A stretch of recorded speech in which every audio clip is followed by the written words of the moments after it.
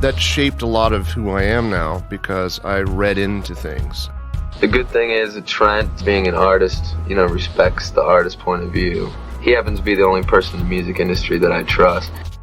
And I think rock bands are out of fashion generally, these days. I don't give a shit. It all becomes one thing where we can kind of make sense. It's therapy. It's also a way of trying to come to terms with a world that makes less sense, it seems, as the days go on. I listened to Pink Floyd The Wall 1,000,000 times and reading everything I could into, detecting there were certain lyrics that weren't on the album that were in the liner notes. But that kind of blank canvas allowed me to read into it what I wanted it to be to me. The other thing about this show is that almost nothing about it is premeditated. I mean, it was put together really fast. We just spent all our effort and actually working on the music that we really want to play.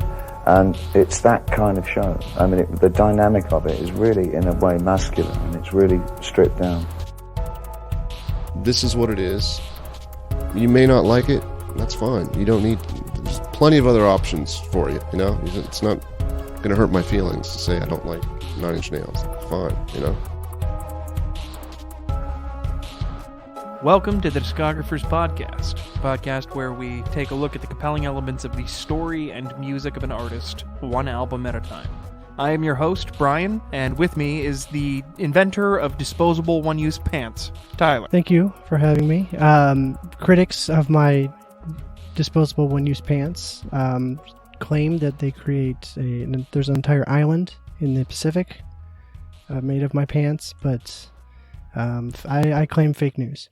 How you doing? I'm doing good. I'm just hanging out here on Isla de Pantalones, and the weather is wonderful. Oh, excellent. See, good came of that. All right, so what are we going to talk about this episode, Brian? We're going to talk about a few things. First, fully instrumental album from Nine Inch Nails, Ghosts. We're going to be talking about the subsequent release of The Slip, and then if this really gets out of hand, maybe we can start talking about the national deficit. Perfect. When we first were plotting out what episodes were going to be about what album and what topics, originally, going to pull the curtain back, we were going to do one episode on The Fragile, and then there's going to be a whole episode on Ghosts and a whole episode on The Slip. And then we realized how insane it was to have both of those things. There's no way we could have one episode on The Fragile and have it be coherent and complete, and we would not be satisfied with it. And I have no idea how we would do an entire episode on just Ghosts. Can you imagine my theoretical analysis on Ghosts? And in this song, you'll hear a droning synth, which then oscillates. This is similar to the technique that you've heard in 5 of the previous 10 tracks. Exactly. And yeah, so we realized our error and decided to make The Fragile 2 episodes and make The Slip and Ghosts 1 episode. So that's why this is our first double album episode. So we've had one double episode album and now a double album episode. Yes. Try saying that 5 times fast. I would, but I worry that I would stroke out. Well, let's dive into the history of what Trent Reznor and Nine Inch Nails have been up to since we last talked.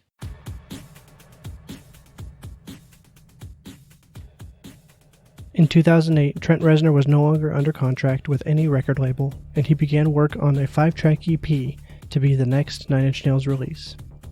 That EP turned into a 4-volume, 2-CD release consisting of 36 instrumental tracks called Ghosts 1 through 4. A post on nin.com described the album as, "This music arrived unexpectedly as the result of an experiment. The rules were as follows: 10 weeks, no clear agenda, no overthinking, everything driven by impulse. Whatever happens during that time gets released as something. We began improvising and let the music decide the direction. Eyes were closed, hands played instruments, and it began. Within a matter of days, it became clear that we were onto something, and a lot of material began appearing. What we thought would be a 5-song EP became much more. I invited some friends over to join in, and we all enjoyed the process of collaborating on this. The end result is a wildly varied body of music that we're able to present to the world in ways the confines of a major record label would have never allowed. From a 100% DRM-free high-quality download to the most luxurious physical package we've ever created.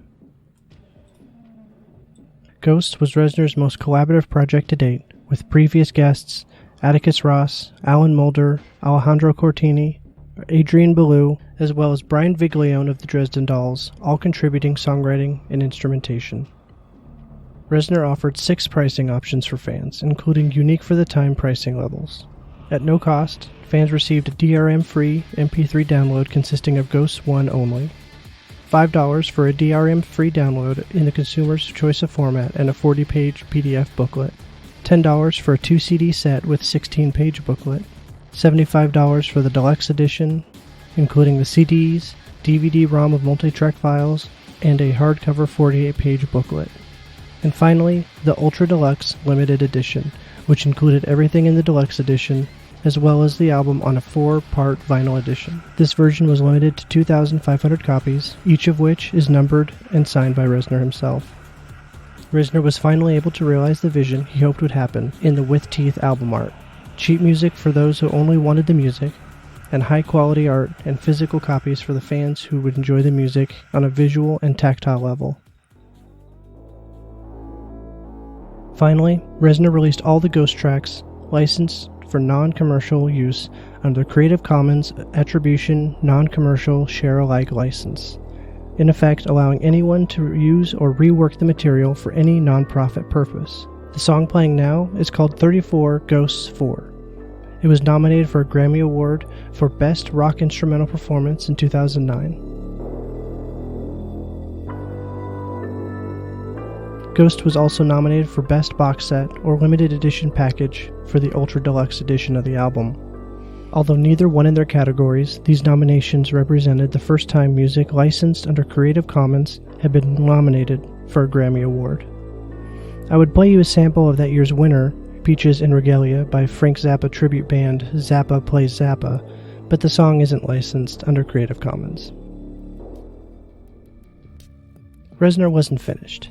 2 months after releasing Ghosts 1 through 4, Nine Inch Nails released The Slip via their website without any advertisement or promotion. The album was made available for download free of charge with a message from Reznor, "This one's on me," and it was protected under the same Creative Commons license as Ghosts. Usually, Reznor took his time methodically writing and recording his albums, but The Slip was intentionally the antithesis of this process. The Slip was recorded and released in a 3-week time frame. Reznor released the album's single, Discipline, to radio stations himself, less than 24 hours after it was mastered by Alan Moulder. John Perales of the New York Times wrote, "The music revives Nine Inch Nails' past, from stomping hard rock to dance club beats to piano ballad to inexorably building instrumentals." To promote Ghosts in The Slip, Nine Inch Nails launched the Lights in the Sky tour. Josh Freese and Alejandro Cortini returned on drums and keyboards respectively. The Downward Spiral and the Fragile Era guitarist Robin Fink rejoined the band, and finally Justin Mendel Johnson of Beck picked up bass duties.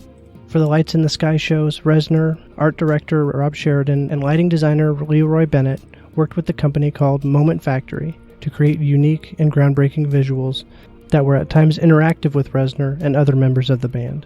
Among these effects were the static-like visuals used for Only, during which Reznor's movements could break the effect as if the lights were a physical barrier. A feed from a camera trained on Reznor during The Greater Good and Closer created a surreal, almost 3D image of his face across the stage as he sang, and a large-scale recreation of a drum machine touchscreen for Josh Freese to use during Echoplex.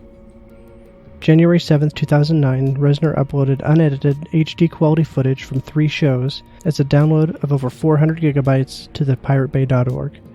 Fans immediately came together and formed This One Is On Us, an organization with the goal of editing the footage into live performance videos for each show. This spurred Reznor to push for an unrestricted camera and recording policy for the rest of the tour's shows. This meant that fans would be allowed and even encouraged to bootleg Nine Inch Nails shows.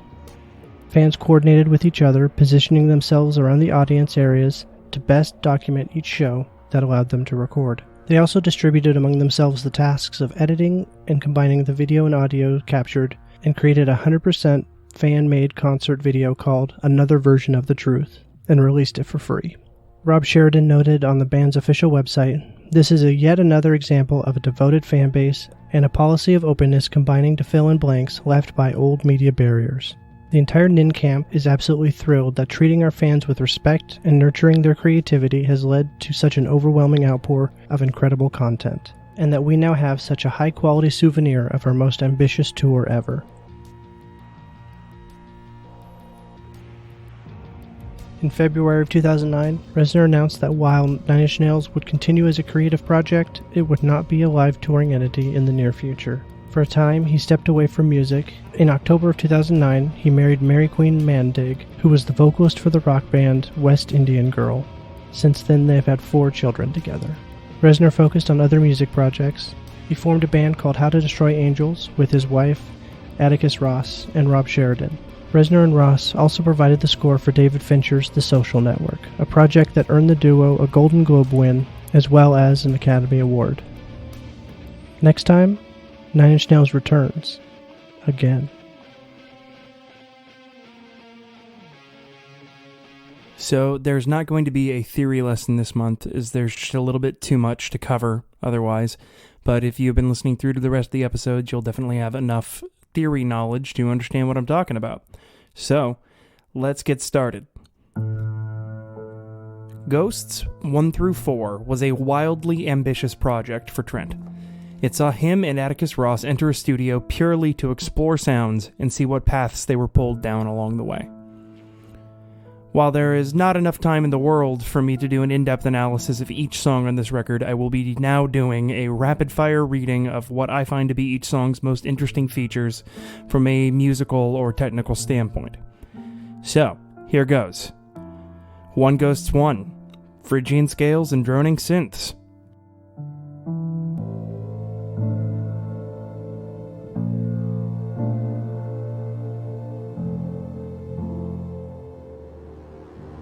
2 Ghosts 1, Piano in a Lydian Scale.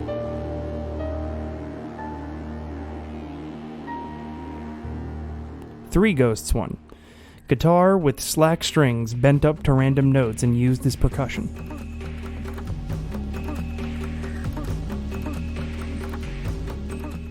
4 Ghosts 1, Electric guitar recorded unplugged as well as through an amp.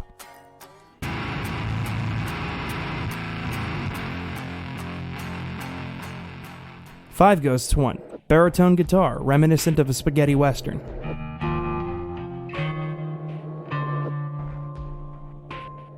6 Ghosts 1, first use of marimba and or hammered percussion on the record, but there's plenty more where that came from. 7 Ghosts 1, Phrygian dominant scale gone slightly hip-hop.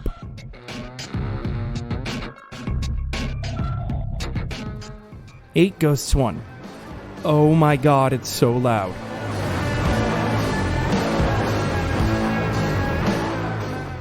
9 Ghosts 1, Dorian scales on a piano, and it is so damn pleasant. 10 Ghosts 2, percussion sounds like a silverware drawer.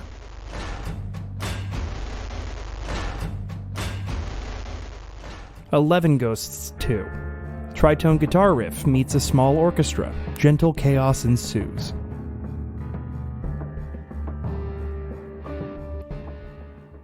12 Ghosts 2, beautiful, lazily tuned chromatic piano riff. Wait, where did these drums and bass come from? 13 Ghosts 2, it's jazz, but it's low and it's slow. Why is it so pretty?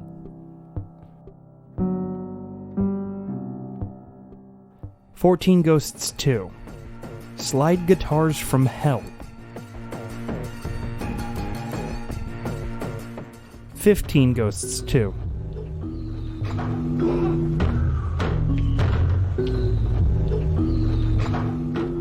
whoa man, what was in that pill you gave me? 16 Ghosts 2,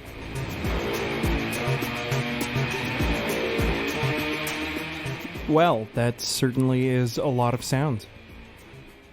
17 Ghosts 2. Return of the Marimba. Also, did you know that Lydian scales could be pretty rather than creepy?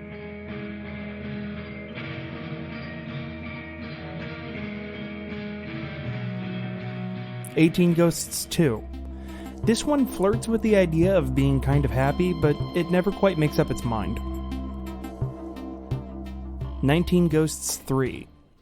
I would love to hear someone rap over this. 20 Ghosts 3. Nobody expects the surprise rock outro.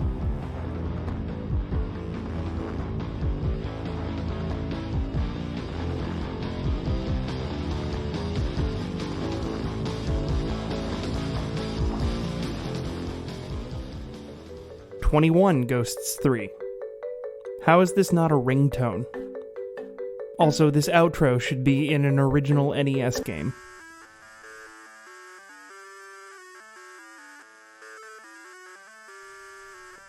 22 Ghosts 3. Reminds me of Chariots of Fire, except darker and somebody's throwing around a pile of chains.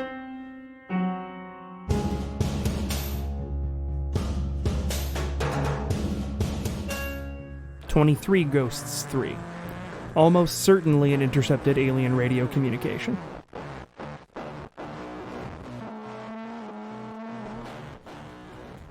"24 Ghosts 3. Are you there, Paul Oakenfold? It's me, Trent. 25 Ghosts 3. FBI stakeout on the bayou. 26 Ghosts 3. Syncopation is fun, and so can you. 27 Ghosts 3. This is what a migraine sounds like. 28 Ghosts 4. Banjo isn't supposed to make me feel sad, but it did.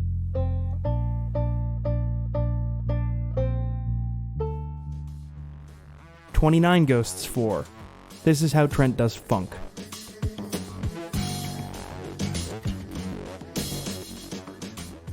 30 Ghosts 4. Muted piano strings provide a lovely soundtrack for happily contemplating the eventual heat death of the universe. 31 Ghosts 4. He has to rip your face off with a wall of guitars at least once per record. It's in his contract.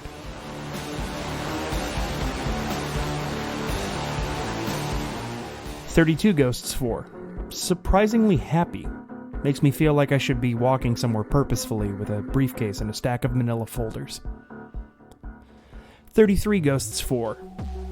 The ghost of Year Zero soundscapes returned to walk the earth again, and literally nobody is angry about this. 34 Ghosts 4. Really pleasant guitar arrangement is unceremoniously interrupted by a slow, methodical descent into a nightmarish hellscape. But there is some sort of orchestral wind section, so that's pretty rad, I guess. 35 Ghosts 4. Beats and sounds, as well as sounds and beats. And finally, 36 Ghosts 4. Hey, I have an idea. Let's tee the song up with a gorgeous but detuned piano part, and then let's add a bass guitar part to really up the energy, and let the listener know that shit's about to get real. Well, okay, then what happens? I don't know. Fuck it, let's just end it there. That way they can ponder the fleeting nature of life and stare blissfully into the void. Yep, sounds good. Now, all of that being said, I love this record, specifically because of some of the weird feelings it can elicit upon listening. I cannot listen to this record without getting the distinct impression that Trent and Atticus are occasionally fucking with me, and I just think that's actually very fun. And now, moving on to The Slip. After the sprawling world of Year Zero and the instrumental experimentation of Ghosts, Trent's next album almost had to be something completely different, and when The Slip arrived, it fit the bill nicely. It was a comparatively short album, but was nonetheless potent. Having more in common with Teeth, it was a relatively straightforward rock album with a few outliers. So, let's get going here. The album begins, as many Nine Inch Nails albums do, with a short instrumental to build tension. This track, 999,999, is primarily built around increasing layers of synthesizers and some warbly vocal samples. There is a sweeping synth that is playing the root note, which is a C, and there's a higher droning synth which hangs out on a D for the duration of the song. This keeps things unbalanced at the beginning, making it impossible to tell if the track is going to be major or minor. The addition of a third intermittent synth provides a little more context. It plays the major third, the E, which establishes the tonality for the song. This then alternates to the augmented fourth, which is another name for a tritone, but it's kind of more appropriate when used in a major key context. And this makes the scale of the song C Lydian, which is very unbalanced and almost a little too bright. The trickery here lies in how the real musical context of this song is introduced slowly without putting all of the cards on the table until 26 seconds in. This sets the stage for a big reversal of tone in the next track. Things really get moving with 1 Million. The song begins with a high-energy drum beat blasting along with a snare hit on every quarter note. The guitar joins in the key of D minor, riffing around the central D minor chord. The guitar begins to get more complicated as the verse begins, incorporating more chord movement, while the majority of Trent's lyrics receive a pronounced echo.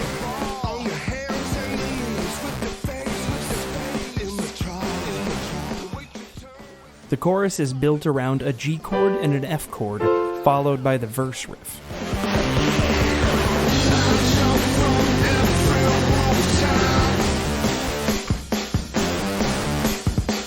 One of my favorite elements of this song is the use of guitar to fill the space in between the lines of the chorus, such as the muted strumming that functions as a piece of percussion in the second chorus.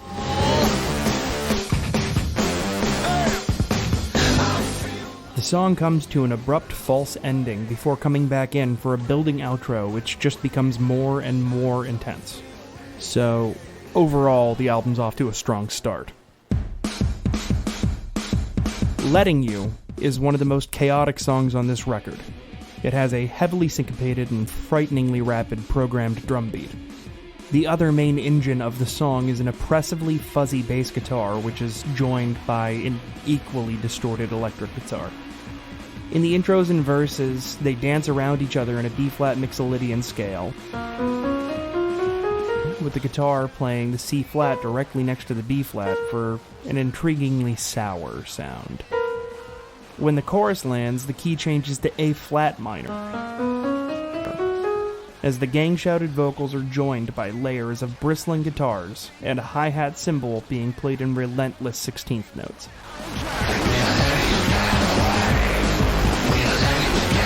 As the song reaches its ending, guitars and synthesizers come in to add an unexpected major turn within the minor scale, as the drums become still more complicated, with nearly impossible double bass drum patterns, before the whole song is swallowed up by an increasingly distorted guitar riff. Fun times.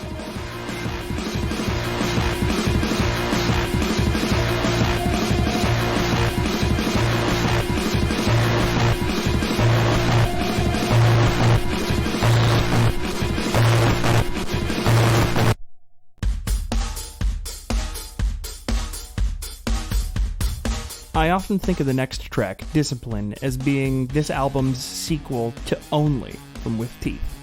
Probably the danciest track, it's carried through by a digestible disco-esque drum beat. A strangely modulated guitar riff runs for the majority of the song, occasionally being picked up by the bass.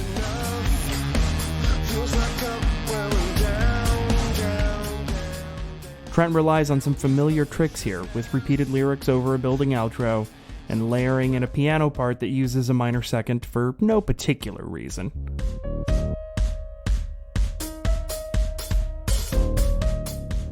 Not much trickery beyond that, but the production is immaculate and the song is unapologetically fun.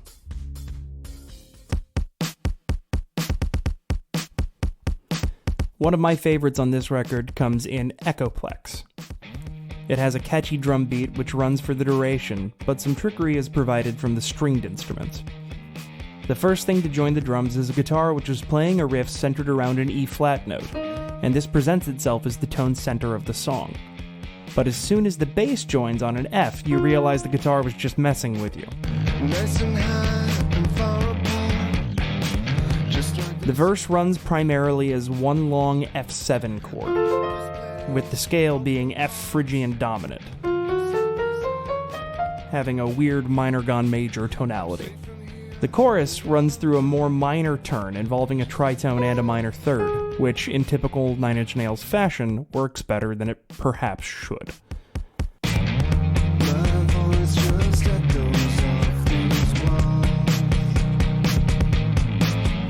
The song ends in a similar fashion to Discipline, with repeating lyrics, building layers, and another minor second piano riff. Which is, at least in the scale of the song this time. This is all undercut, though, as soon as the drums drop out, and some bizarrely major chromatic guitar riffs carry the song out.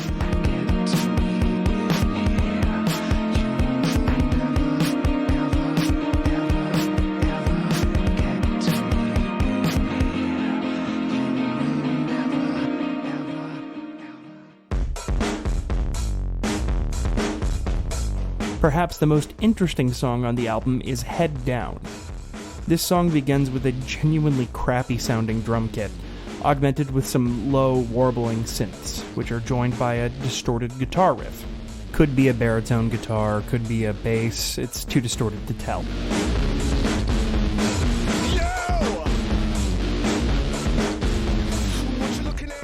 This is a relatively simple minor riff, but its raw sound lends it quite a lot of power. This is coupled with Trent talking and shouting more than singing.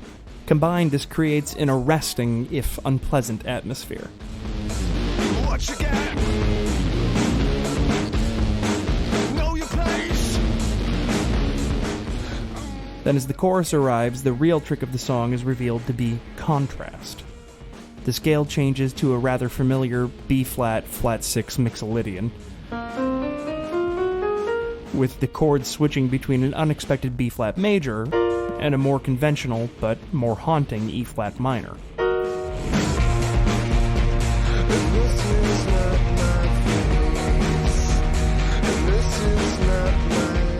This sets the stage for Trent to sing a melody that is as haunting as the lyrics it is paired with.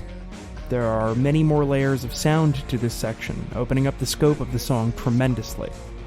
The verses and choruses seem to represent the viewpoints of the oppressor and the oppressed in turn, swinging from myopic anger to bitter hope. In a characteristic way, this is a beautiful song. Now for the most sedate but most beautiful track on the album, Lights in the Sky.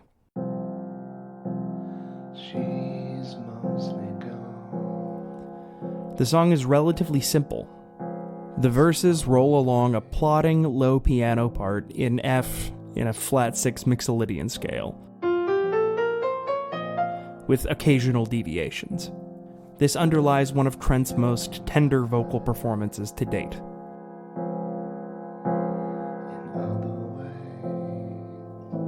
The chorus brings things into a more minor tonality that ultimately feels a lot more grounded than the verses.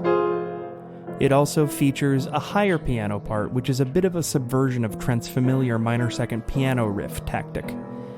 This time it makes use of the major 7th, which is just a minor second down from the root rather than a minor second up from the root.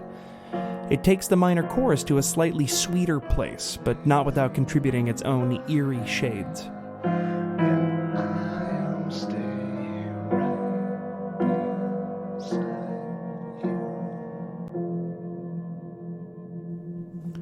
The song rolls directly into Corona Radiata, which feels a bit like an extended cut from Ghosts, rolling along for nearly 5 minutes, drifting through different synth textures before giving way to a subdued drum part, which, over the course of 2 additional minutes, is joined by a bevy of new synth and guitar layers. These are murky at first, but eventually enough tension and clarity is added for everything to come almost to a head, before subsiding. This song provides nothing but tension, and notably never really pays it off.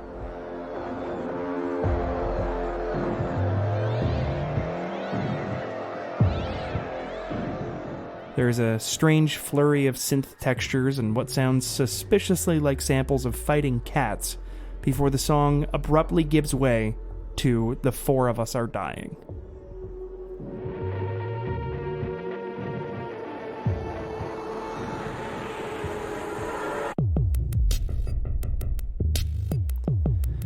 This one feels like a combination of Ghosts and something we might have heard on The Fragile. It has the slightest hip-hop tinge to the beat, and cycles through layer after layer, each affecting the scale differently. It threatens to peter out and not release its tension like the previous track, but at the last moment it makes a relatively satisfactory swell and blows off at least a little bit of steam.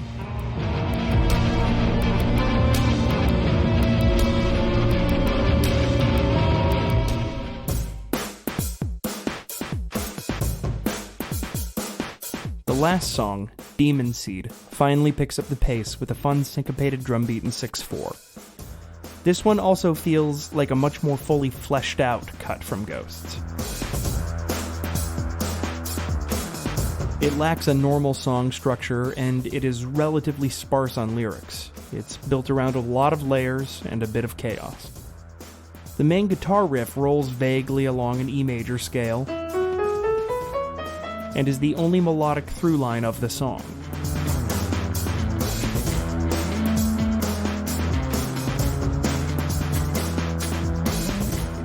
There is a brief interlude where the song begins to dissolve and unhinge for a bit before regaining itself.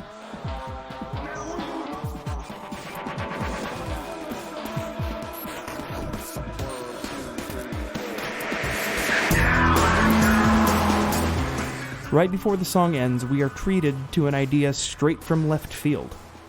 A string section playing a soothing, if dark, melody over the outro.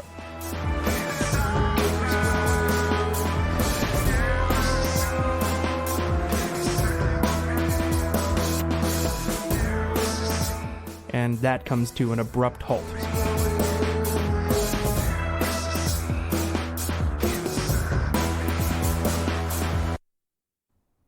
And just like that, the album is over.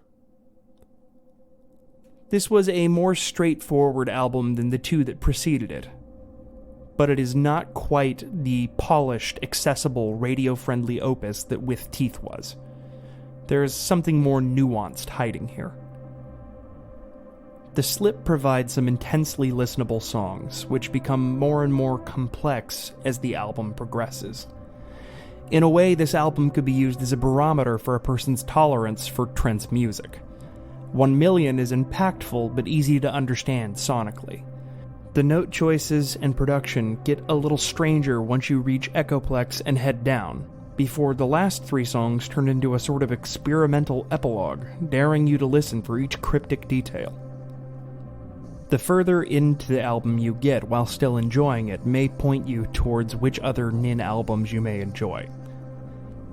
In any case, this album will likely never take on the sacred identity of some of its predecessors, but it is a worthy entrant into the Nin canon, and in terms of a pleasantly challenging listen, it may be the best bang for buck to date.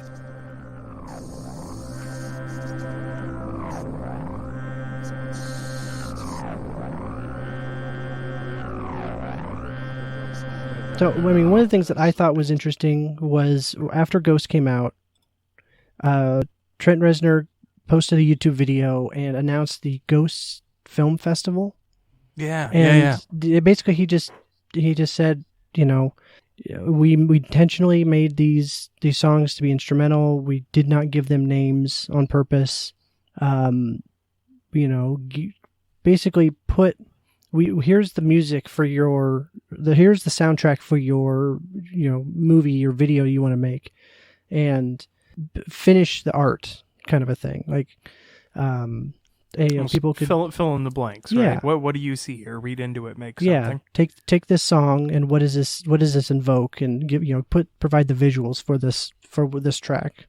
At the time, I assumed that there was going to be a conclusion to the festival where Trent would talk about, would kind of, I don't know if there'd be an award or just, here's some highlight, here's some good videos that people made. kind of a thing. I assumed that there would be some kind of conclusion where Trent would wrap it up, but that never happens. So I always assumed that like Trent just like got bored with the idea, forgot about it or something. But I rewatched the video, his announcement video today, and he never says anything along those lines. Like it just maybe it was just an assumption you were going to make, but maybe he was just like, "Go create, my children." Exactly. That's exactly what it was. I put my own little assumption on there and then was disappointed. So I never went back. I never watched any of the videos that other people made. And I know we had talked about like, oh yeah, we should make a video. And I think that's as far as we ever got. Yeah, I think the problem was that we couldn't come up with an idea for a video. Yeah. If I recall correctly. Yeah. So I never watched any of the videos because I just assumed that Trent would bite us like, here's like the best 10 or 5 or whatever. And I was like, oh, I'll just watch those. And so I never went back until literally today. And so I watched a few, and there's some good ones. There's some not as good ones. But I'm going to put some highlight videos of some of the ones that I found in the show notes, so you can watch them. There's no real point in us playing them here because it's just the music. Can you hear the video? Yeah, look at the shot composition. Sounds so good. Oh man, look at that. That's just the lighting is beautiful in terms of pitch. Oh, is that a crossfade? Oh wow. Yeah, that iris effect is really dated. Is there anything else on Ghosts that you wanted to bring up? I think the primary thing about Ghosts that is, genuinely interesting to deal with is the fact that it was the most experimental record, really, that he had ever done, where basically he was just in a production and recording studio situation where he had all sorts of gear and all sorts of time to just fuck around, where they did all sorts of weird stuff, like rigging a piano up to a computer, an old out-of-tune piano up to a computer to be used as a MIDI controller. Or rather, to be controlled by MIDI. So the piano would play itself in these sort of weird pattern sort of ways. And, he would set up what we guitar folk often call a pedal monster, where you just plug in as many damn guitar pedals as you can find in a row and just see what sound comes out of the other end. What effects happen to it. And it seemed very scattershot the way that they were putting these together. And it's amazing how many cohesive ideas really came out of that. Yeah, definitely. This is definitely a precursor to the soundtrack work that Trent and Atticus would be doing in the next couple of years. Oh, absolutely. I think that's kind of why, like, this is Ghosts 1 through 4, and people have always been like, is there a plan for a 5 through whatever? I don't know if there ever was a plan to do a 5 and beyond. But I think that that creative outlet has turned into the soundtrack work. So we're probably not going to get another Ghosts unless something changes there. I hope it happens one day, but I mean, at the end of the day, the soundtracks that they have put out together since have been fantastic. Yeah, and I honestly think that when they're doing the soundtracks, they do have a little bit. They have some more direction of like, here's an actual scene that they're writing the music to. Try and help the goals of this scene.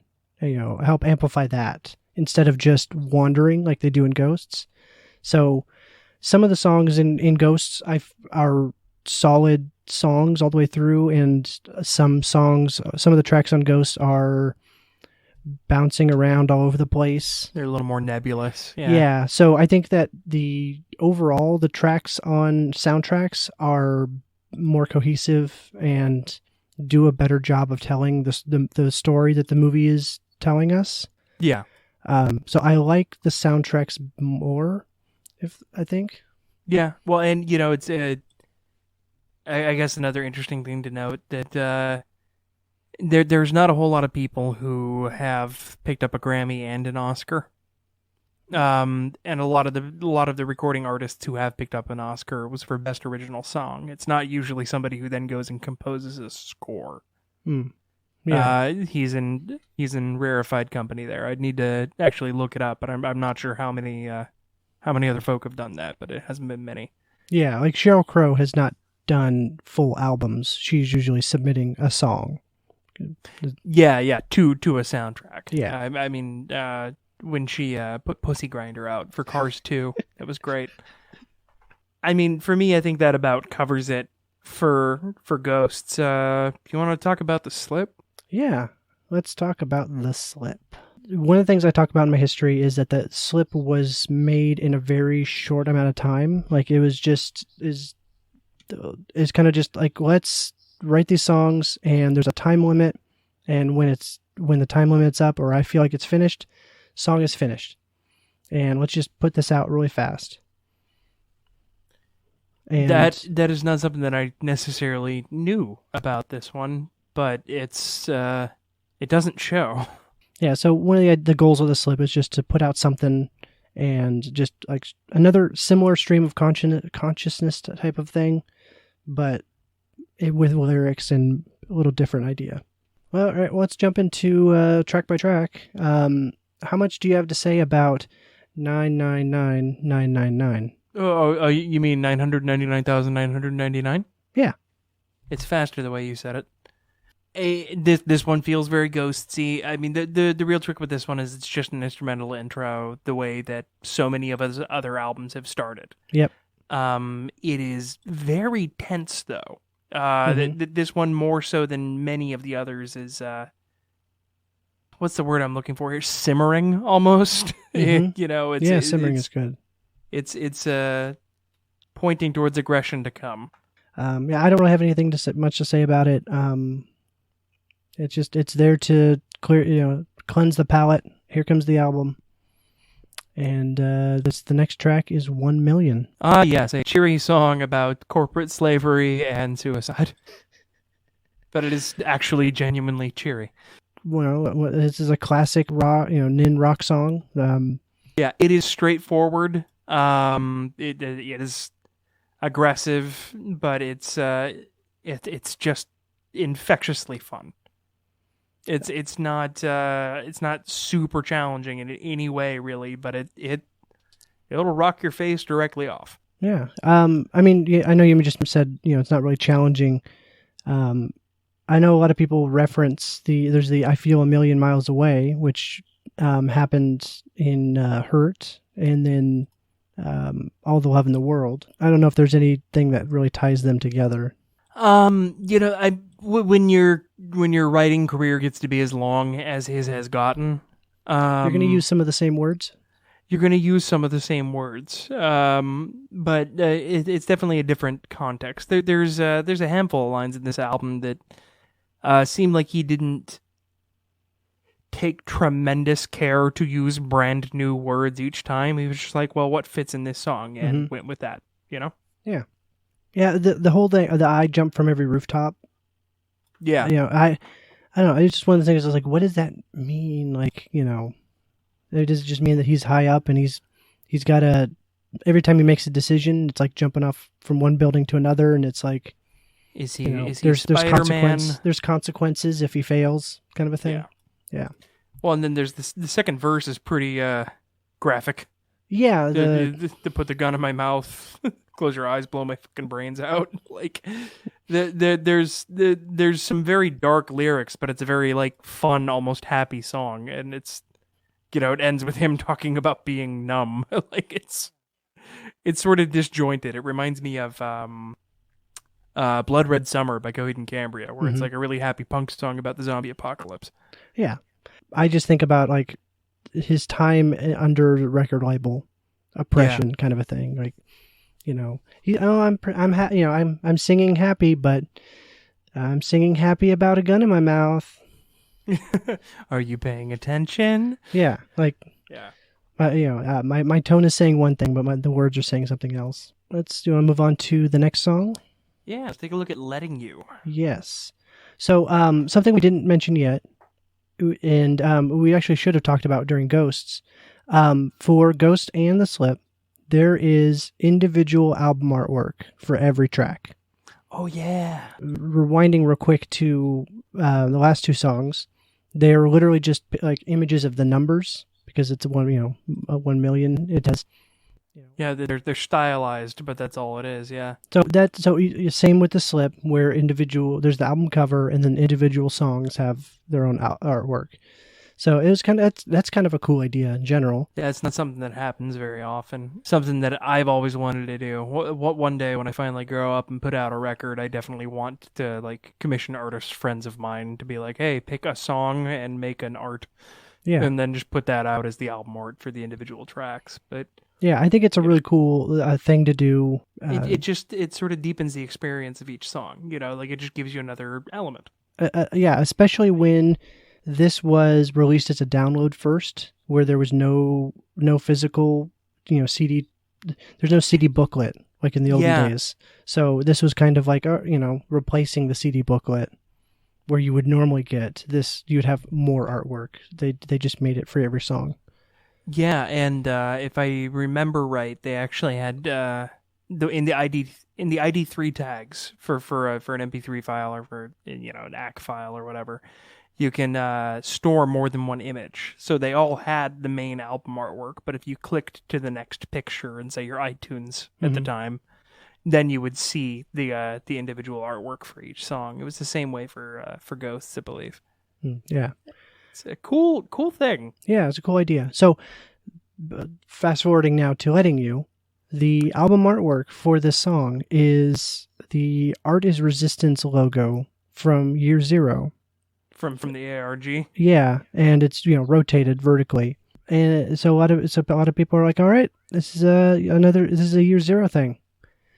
I think that the song lyrics could fit into a Year Zero world. Sure. Are they implicitly connected? I don't think so. Exactly. That's just me, though. Yeah, I think that this song and Year Zero were both being critical of the same thing, and so that's where they tied together, and the artwork kind of just is there and backs up. Hey, this these two things are critical of the Bush administration. So I think that's as far as that connection goes. Spoiler alert, that was still happening. Yeah. At the time. He was still in office. He was on his way out. And I know that this song got kind of they played it live during this era, and then they kind of went away. And then in 2018 it came back into the set list. So I don't know if there's a connection there. Couldn't imagine what would make that relevant again. This is a really, really abrasive song. It's not it's not melodic in the way that a lot of his other songs are. It's much more built around sort of shouting, yelling, but it is melodic in its own right. And the lyrics are very straightforward. Yeah, they're a bit on the nose, but not in a cheesy way. In a listen, you're gonna listen to me kind of way. Yeah, I'm not always in the mood for this song. Sometimes it's a little over the top for me, just in terms of the level of aggression. But that's because I've become a gentle soul in my. You are, Brian. My mid-late 20s. Oh God, I'm in my late 20s. Anyway, sorry, birthdays happen. Yeah, I mean, I don't really have much else to say about this one. It's very effective, and it's got some weird things where it's playing back and forth between sort of feeling major and feeling minor, but it's really not very ambiguous the way that it usually is when Trent does this. It's a kick in the mouth. So the next song that we have is Discipline. Discipline is awesome. It is a good, wholesome song. Yeah, it's family friendly. Had a really fun 8-bit music video. Well, I mean, you say family friendly, like there's no explicit lyrics. There's nothing really like explicit other than just saying that he needs that person's discipline, like needs to be. Yeah, it's nothing super explicit. No, it's not in any way, crass. It's just funny because they put out that little 8-bit music video for it where Trent was basically in like... Oh, that was a fan-made one. That was a fan-made one? Yeah. Oh, well then let's strike that from the record. But Yeah. like he was dressed as like a leather daddy, like you'd see in the San Francisco Pride Parade, Yep. and it was just hilarious. There is a sexual element to the lyric of the song, but it's very much subtextual rather than actually in the lyrics itself. Mm-hmm. And it's I think another one of those instances of Trent blending the idea of sex with another idea. Really, what that idea is in this song, I'm not entirely sure. I don't know what that is. I do get a little bit of something that is there. The very first line, "Am I still tough enough?" Is my viciousness losing ground?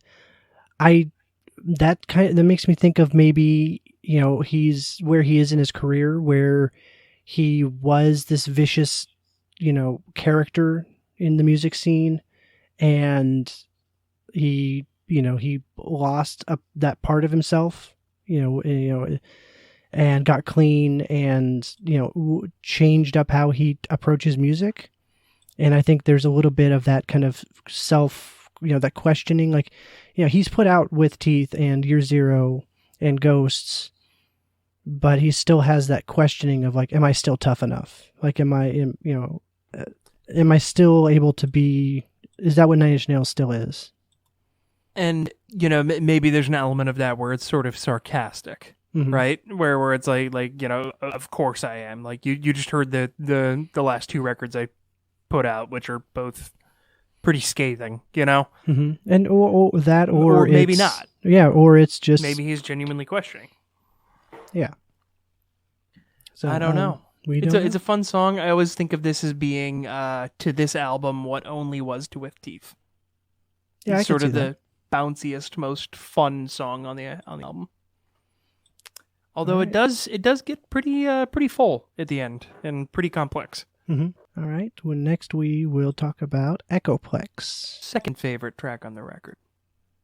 Definitely a great song. It's one that I think that it's like one of those, I know it's good, and then I listened to it and I was like, oh no, this is really good. Like I forget about how good it is. Yeah, it's fun because it starts off with that drum machine and it's sort of benign, right? Mhm. And then the layers come in and you kind of feel like it's going to be one thing and then it turns into something wholly different from that. This song goes on a good journey. I like it. It's one of the more digestible ones, but it's actually pretty damn complex. And the lyrics are very introspective. Yeah, it's another one of those ones of he's talking about his voice echoes off the walls, and I don't know. It's like what are the walls? Who made the walls? Why are they there? Is he isolated? Like what's Yeah. Is it? I know I've seen theories online of people who are like, oh well, this is him. The music industry put him in this box, and he's aware of it. He's watching everything that's going on in the music world, but he's tucked himself away from the labels and critics and stuff. So, I don't know. It's interesting. It could just be totally him questioning himself. Yeah, I can't really speak to it. I think it's a very introspective album, right? There's a lot of this that seems to be gently self-examining. Mm-hmm. Putting little slices of himself out on display in a way that he normally doesn't, because typically he's had more time to write the songs. It's interesting. All right. Well, we'll move on to Head Down. Favorite track on the record. Yes, agreed. Oh, thank God. Finally, we agree on something. We can stop the podcast, wrap it up. Everybody Ladies can go and home. gentlemen, it's been real. We'd like to thank our Patreon sponsors and anybody who's still listening. Also, we'd like to thank the Academy and the Hollywood Foreign Press Association. My fellow NIN listeners, this will conclude our broadcast day. So, Head Down. Head down. Yeah. It's a weird one. Yeah. Yeah, it's really it's a very disjointed song, I think is the right words to use. Where it's two separate things put together, almost like two sides of the same person. You know, I kind of wrote down my notes like there's two sides of the same person. One is tough and threatening, and the other is acknowledging the first part, and that tough person isn't what they want to be. If that makes sense. Yeah. I'm not entirely sure I have really made sense of exactly what the message in this song is, but there's a degree of self-doubt. There's a degree of situational doubt, and maybe a little bit of some self-loathing. It's this weird thing that's going on from a sound standpoint. It's like you said, it's very disjointed. The beginning, the verse section is just nasty, right? Just very. It's like a blues riff gone very wrong in just the right way. But then the choruses almost remind me of the song "Map of the Problematic" by Muse. It's just got this sort of beautiful sound to it, genuinely. More so than many of his other songs. It's aggressive while still being sort of, I don't necessarily want to say theatrical, but I feel like that gets the point across. When he gets to and this is not my face, this is not my life. Like that's my favorite thing on this album. Yeah, that passage, the whole chorus there is, I don't know, it's just deeply impactful. There's something about the way he put the chords together, which is strange, and the way he sits the melody over it. It just grabs your ear, and the lyrics are simple, but really, really, really effective. Yeah, I think the contrast really helps you pay attention to it. Could not agree more. All right. Then let's move on to Lights in the Sky. Lights in the Sky, a completely piano-driven ballad. Yeah. Not something we get from Trent often. Also, he's really quiet in this one. Yeah, he sings slow. But this is one of those good mellow, chill songs. I'm not entirely sure what it is with the lyrics. I mean, there's talking about a she is mostly gone. I wonder if maybe that is in a lot of previous albums, like with Teeth, whenever there's a female being referenced, it's usually allegory for drugs or addiction. Yeah. So maybe that still applies. So it's mostly, the addiction is mostly gone. I'm getting by in other ways. Yeah. Maybe he's talking with that line about finding his coping mechanisms. Yeah, but then when it switches to the watching you drown, I'll follow you down. That could still be part of it. But the lights in the sky, I don't know what that if there's a literal interpretation for that. Is it a UFO? I know that's where my head goes to first, but it's like that doesn't feel right. Yeah. I mean, in a weird way, this one feels more like with those choruses, more like a love song than just about anything he's written. It's tender, which is not something you really think of with Trent. You don't think, oh yeah, Nine Inch Nails, they put out some real tender songs, but there's something very honest and almost sort of sweet about the chorus, which is unexpected. And if it is about like drugs and addiction, it just adds a whole new layer to it. Yeah. Because I mean, the mind of an addict is an interesting place, right? And kicking an addiction can feel a lot like getting out of an abusive relationship. Oh, you don't have to remind me, Brian. I used to be a big fan of the TV show Dexter. Corona Radiata. This is 37 Ghosts 5. Pretty much. It does. This is I feel like it's connected to Lights in the Sky, where it picks up right where Lights left off. Yeah, they lead one into the other. There's no dip in audio there. It's definitely a coda to the song. Yeah, which is at the time it was the longest Nine Inch Nails song at 7 minutes and 34 seconds. Which is to put it politely, hefty. Yeah, and there's no it's until the very end, it's really just soundscape. Like there's not like a beat necessarily. I mean, I might be using these wrong, the words wrong. No, you're not. It's just kind of mellow sounds. Yeah, there's a lot of droning layers and whatnot. Yeah, droning. That's the word I was looking for. Yeah, the beat doesn't really emerge until there's only about 2 minutes left. And even then, it starts off pretty gentle. It doesn't even really reach it. The back half of it is gorgeous, though. Yeah, definitely. There's a few things I looked up. So Corona Radiata has a couple different meanings, and I feel like all of them kind of apply in one form or another. It is a Corona Radiata are several protective layers surrounding a unfertilized egg cells. And so maybe it's kind of a protection, and the artwork for this is circle with kind of outer edges, and there's an inner edge, and there's a red line like penetrating the middle. Yeah, it's almost like a fertilization taking place. Yeah. There's a more literal translation that is radiant crown. Corona radiata could also mean the bundle of white matter in the brain that is a pathway for information traveling to and from the cerebral cortex, where the brain processes one's conscious mind. So basically interpret this however you want. Yeah, pretty much. I personally, on account of the next song, like the theory of it being an egg being fertilized. The next song being The Four of Us Are Dying? Yeah. Okay. Yeah. Okay. In a weird way, I always kind of saw that as like a quadruplets thing, but okay. Well, again, we'll get there. Hold on that.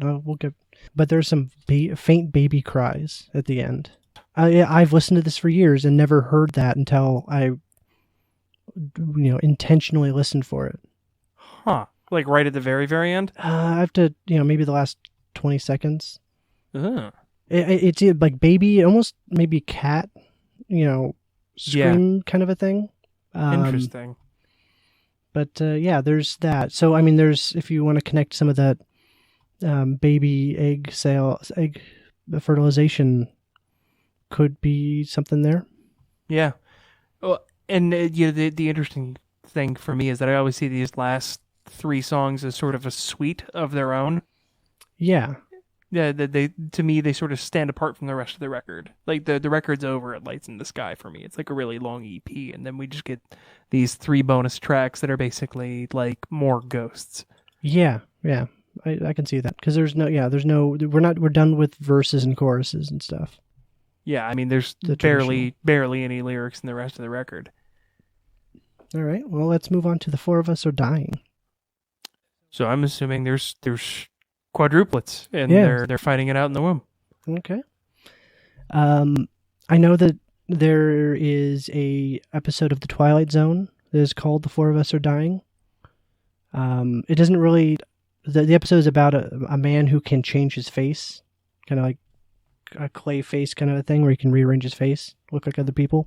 I don't know if that necessarily I think it might just be... If that is a connection, I think that it's just like a cool episode Trent liked and not necessarily tying into plot or anything like that. Could just be cool reference, bro. Yeah. And it could not, may not even be that.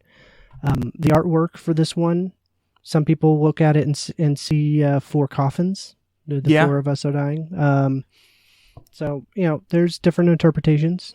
This is an instrumental, so there's no lyrics to look at, so everybody, you can only look at what the title is and what the songs or what the artwork shows us, and what the song makes you feel. It's a beautiful piece of music, though. It's a weird one, but it's.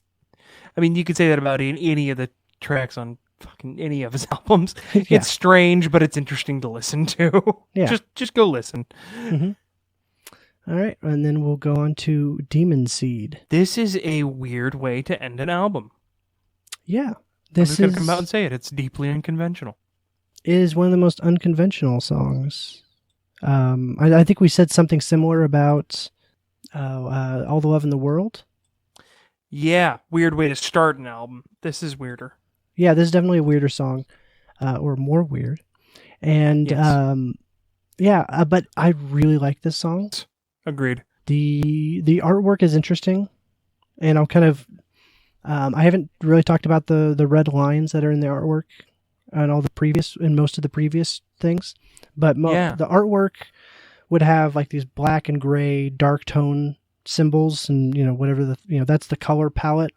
And then there'd be some songs, most of them have like a red string or like a crayon scratch line through them or around them, or just kind of there.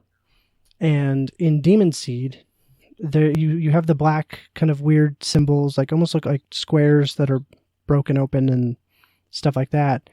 But the entire thing, you can see the gray background, but it's just red scribble all over everything. Yeah, and that red was barely present in a lot of the other ones. So maybe if here I am trying to apply things to it, but it's a concept album. It's a concept. The Red Line concept album. In Corona, we had that that egg being fertilized or by the red line. Yeah, and maybe that seed was planted in that song. And then in Demon Seed, it has matured and it now infected everything. I mean, it certainly looks that way. I'm looking at the album art right now, and it looks like a damn mess. Yeah. So I know we said like almost every Nin album has a concept to it. This of some sort. This album has the least. Well, I mean, not Ghosts. I think Ghosts would just there's no concept of the lyric albums. Yeah, however you want to. But I don't think. I don't think that there's a real concept in this album.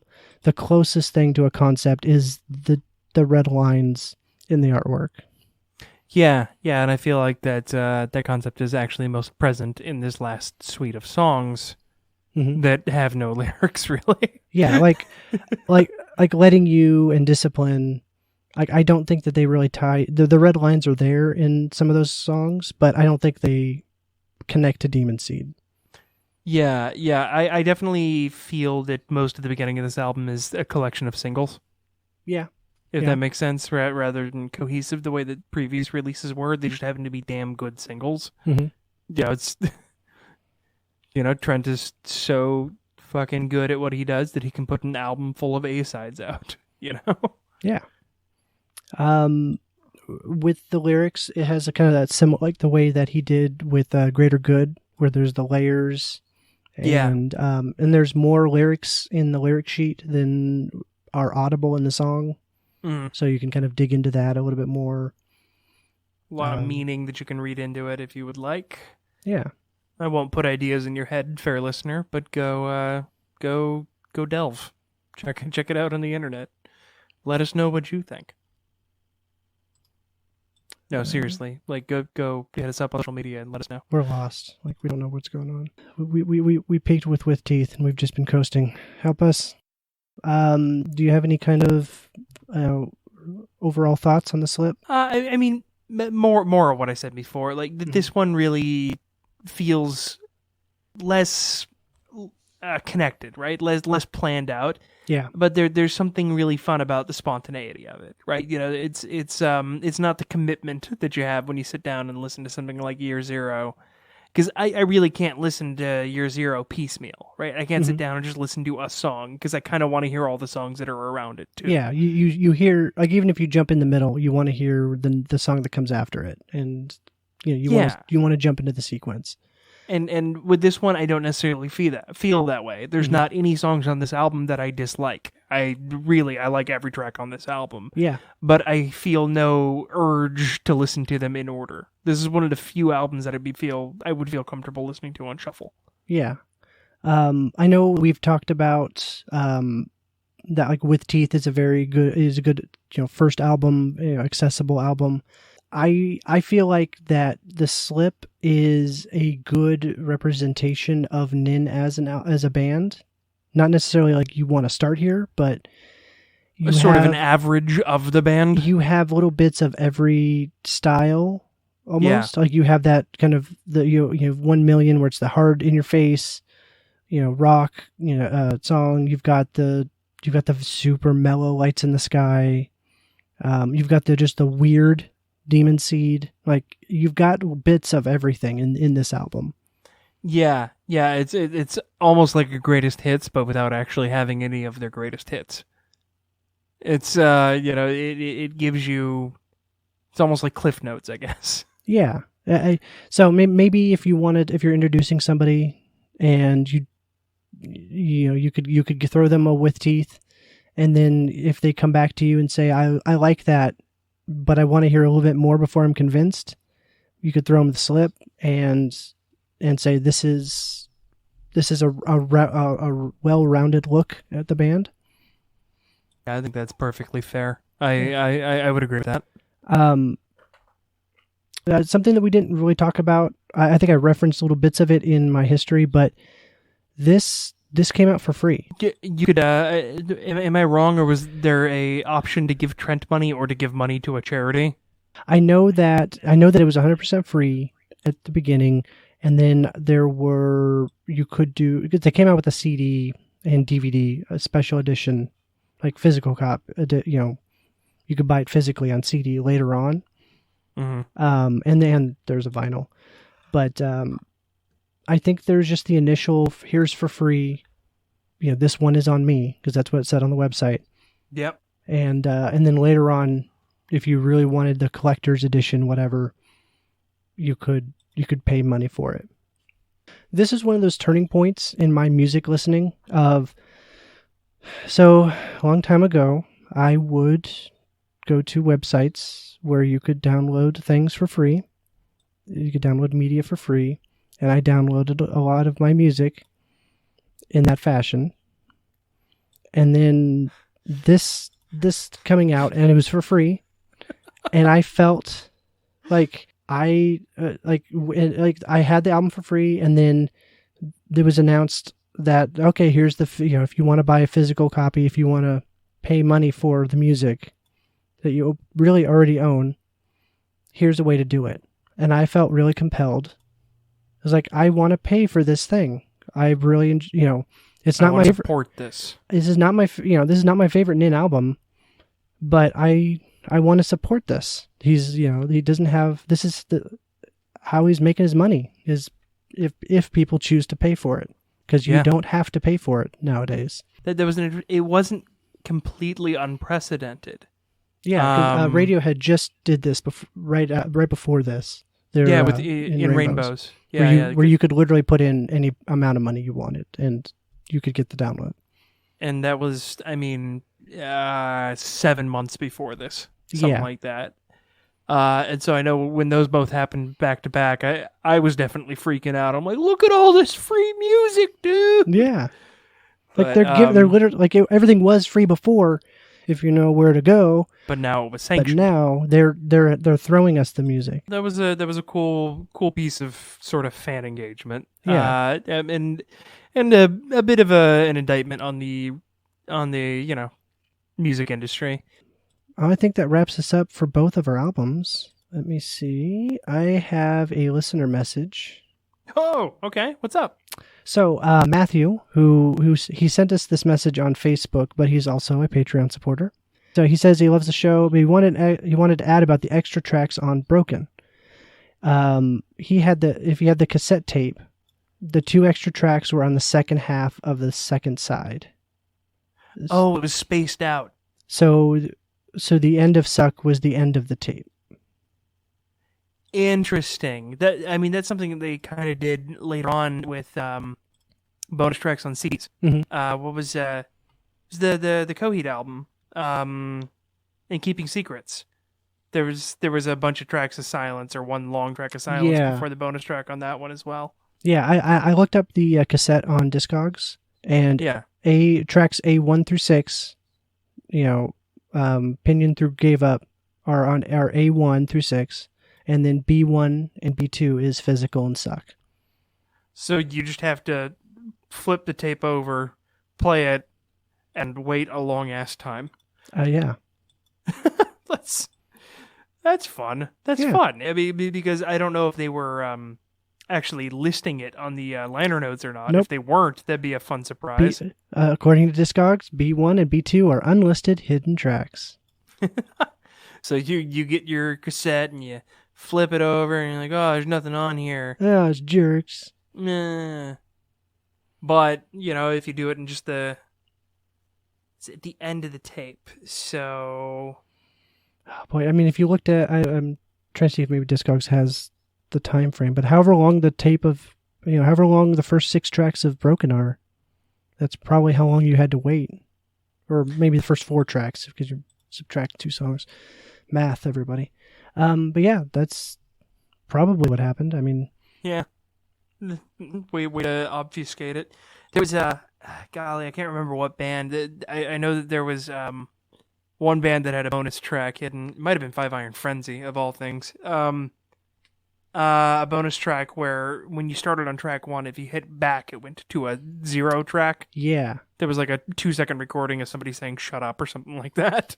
Yeah, I mean, I think with CDs you could fit more than just like 2 seconds. Like you could do I think I remember hearing about whole songs that were intentionally hidden unless you hit back from track 1. And I'm pretty sure you had to have a CD player. Like you couldn't access them. I remember being disappointed and frustrated that I couldn't hear a bonus track that I knew was there because I was trying to listen to it in like iTunes on a computer. Because I couldn't do the back thing. And eventually at some point there was a way to get that info out. I don't remember how that all evolved because I mean, and the CD is also, a dead media at this point. Yeah, exactly. That's why you never hear about it. And it could be, 14-year-old Tyler user error, not knowing how to actually Google something correctly. It could be, it could have been accessible and I was just doing it wrong. But yeah. Yeah, I remember there being a degree of difficulty with that. But yeah, it's weird little esoteric details about music media of the past is kind of a fun thing to look into, or like some of the inner groove secret track deals with like the Beatles and stuff on vinyl. Kind of a side thing. Did you ever play like CD based PC games? Right, like the first generation. Yeah, sure. Windows 95, that kind of era. So a lot of those games, if you popped that CD into a CD player, and not your computer, track 1 is the game, but then tracks 2 through however many tracks were the soundtrack of the game. So like Quake was a big, if you want to tie this to Nin, Trent Reznor did the soundtrack to Quake. Yeah. And so that's how people have... their track, you can hear the soundtrack to Quake out there on the online. I think you look up on YouTube and stuff. But I remember popping in games of that era and like wanting to listen to the score, and it was there. It wasn't just PC games. I had a Sega Genesis CDX unit. Really? And I remember I could take the disc for Sonic 3D. And put it in my CD player, and it would play the soundtrack, which had just like this amazing piece of like 80s power. Nice. Even though it came out in like the mid 90s, it was so wanky. It was great. Nice. Yeah, I had actually forgotten about that though. There's audio and data on it. So obsolete media, everybody. Tune in next week when we talk about the Edison phonograph. Yeah, I mean, my favorite concept album is the soundtrack to the LucasArts video game Outlaws. That's funny because my favorite concept album is actually just the game itself. It's a great album. Yeah, and a great game. Wait. No. My favorite Nine Inch Nails concept album is actually the soundtrack to the Windows 95 LucasArts game, Indiana Jones and the Lost City of Atlantis. Fantastic game. I mean, all of the click and play you could possibly want. You click and then you play, and then you click and he goes, and you do things. It's an adventure. I don't know if you're being sarcastic, but there were some legitimate great click and play games. It's by LucasArts. It's such an undeveloped mechanic, but that was legitimately a great game. Like going back and playing it now, it's like, wow, why did I think this was the peak of cool? But yes, it's still fun. Yeah. Everybody, can I change up our system and not recommend an album, and just tell people to go and download to find because you can find them in game stores now. Day of the Tentacle by LucasArts. Yes. Sam and Max Hit the Road, my personal favorite. Yeah. And then Full Throttle. All three of those, fantastic. They're funny. They're really well made. They're fun to play. I've gone back a couple, in the last few years and replayed them, and they stand up. It's great. They're great. I would actually still really like to recommend an album fine. if that's cool. But I think we can do both. Basically, the long and short of it is that if you can find a CD-ROM game from a Windows 95 era LucasArts game, just go get it. X-Wing Rebel Assault is fantastic. The aforementioned Outlaws. Yeah, That's a great spaghetti western tribute. Yeah, there's some exemplary stuff for you to check out in that era of gaming. We say having completely derailed from our music podcast. All right. If you're going to make me choose a real actual album, then I'm going to say Foo Fighters' first album, Foo Fighters. Also starring Foo Fighters. Oh, yes. From 1994. And it is all but like one part of one song is completely written and recorded by Dave Grohl. Solo. Yeah, there was one guitar track that somebody helped him out with. And that was about it. So it's not as like hard rock. It doesn't sound like modern day Foo Fighters.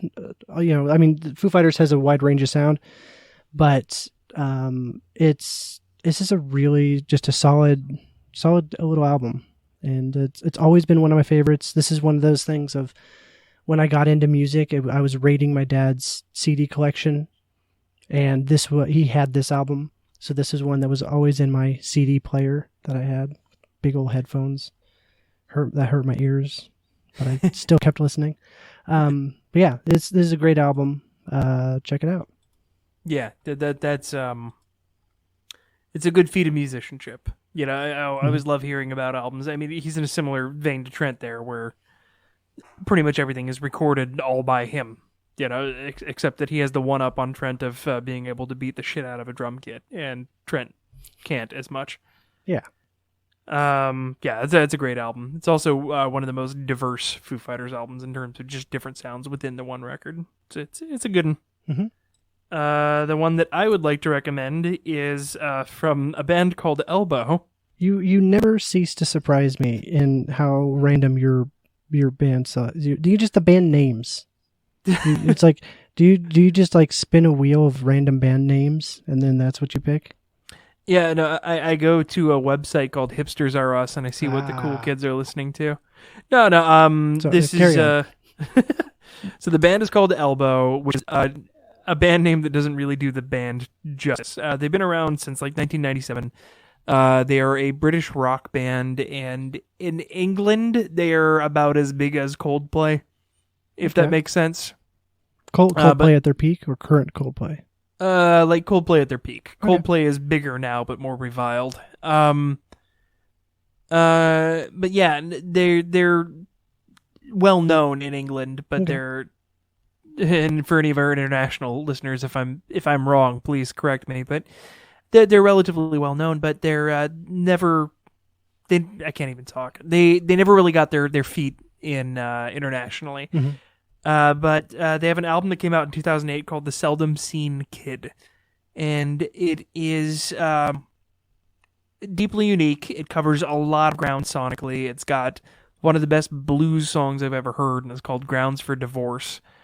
But there's so many other just fan-freaking-tastic songs on the album. It was produced by their keyboard player. They intentionally did not record it to modern loudness standards, right? They didn't compress the living hell out of the songs the way that they typically are for a radio release. And they actually have a notice on the back of it, sort of about the whole loudness wars. And we recommend that you listen to this at high volume for the best effect, so that you can get the full dynamic range of the recording. What I will say is the first track of the album is a bit obnoxious in the first half. But if you are willing to forgive just that first track, the whole rest of it is fantastic. All right. Elbow and their album, The Seldom Seen Kid. Real good. Real good. Excellent. Well, I think that's going to be the end for this month, this episode.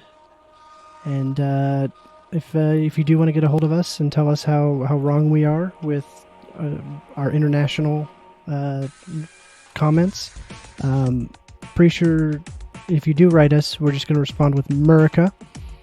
But if you want to try, our email is discographers@gmail.com, or Facebook/discographers, Twitter @discographerpod, and we have our Patreon where you can help us out, and that's patreon.com/thediscographers, and SoundCloud.